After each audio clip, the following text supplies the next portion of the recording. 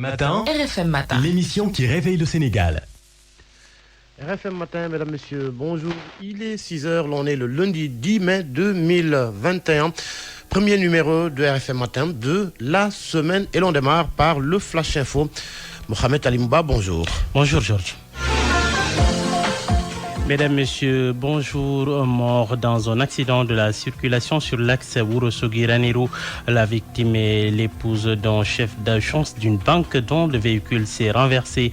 Le chef d'agence et les enfants du couple étaient dans le véhicule, mais ils sont restés indemnes. Le corps sans vie de la victime est transféré à la morgue de l'hôpital de Ourossogui par les sapeurs-pompiers. La grève de 48 heures décrétée par le SAMES à partir d'aujourd'hui ne sera pas suivie par l'Union régionale de Louga de l'Alliance syndicale autonome de la santé. Selon l'Union régionale Andegossam de Louga, dans l'affaire de l'incendie qui a emporté des bébés à l'hôpital de Linguère, il faut attendre la manifestation de la vérité puisque pour l'heure, personne n'est incriminé. Ali Nabédé, président de l'Union régionale Andegossam de Louga au téléphone avec Seydou Nourouba.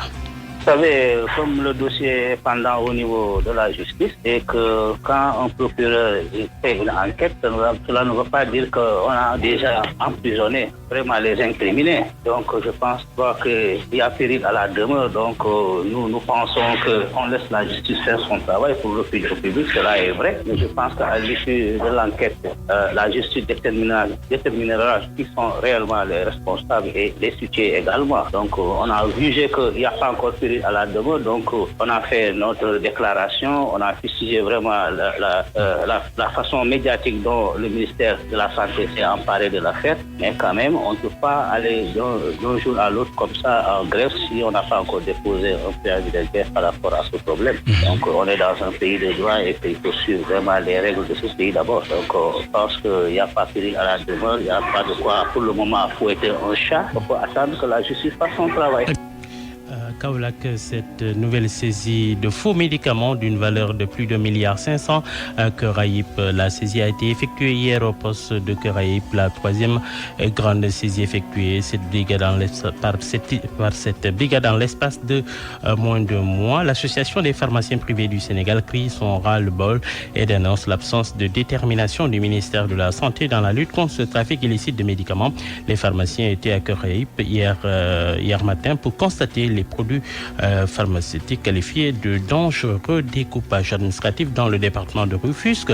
Les manifestations de colère ne faiblissent pas. À Keur Ndiaye-Lo, par exemple, le collectif qui milite pour la communalisation de Keur Ndiaye-Lo, Kounoune et les cités environnantes rejettent le projet annoncé par le ministère des collectivités territoriales. Le conseil municipal de Yeumbeul Nord donne par contre un avis favorable. Toutefois, les conseillers ont émis des réserves relatives à l'appellation du futur département. Selon eux, il doit porter le nom de département des Niayes. Et puis Tchad accueille triomphal hier dimanche des soldats de retour du front. L'armée du pays a revendiqué la victoire contre les rebelles dont la percée en avril dans le nord du pays a abouti à la mort du président Idriss Déby Itno. Merci Mohamed Alimba pour ce Flash Info.